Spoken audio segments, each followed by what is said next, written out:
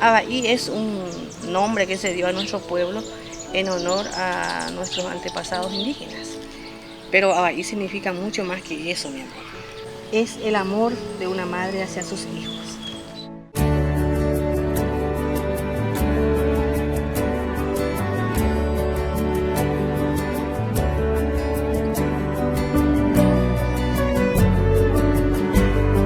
Abaí es la sonrisa de un niño, es la lloranza del que lejos está y la emoción de quien vuelve después de mucho.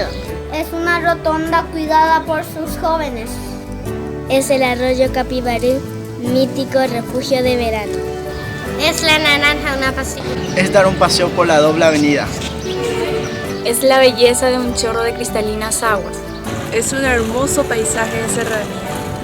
Es una noche de brillantes estrellas. Es un cuento de obrajeros. Es el madrugar de gente sencilla y trabajadora. Es la última parada de trenes. Abaí es su festival, el Capibarú Purajey. Capibarú Purajey es mucho más que un festival.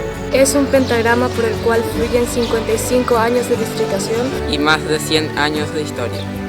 Es la comunión entre la cultura, la danza, la música y los sueños de todo un pueblo.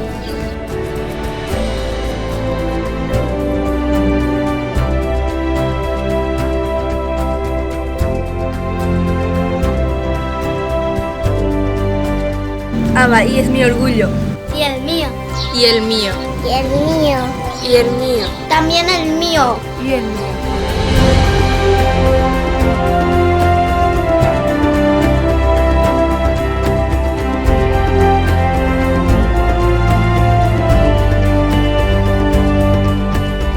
Capibarú Purajey.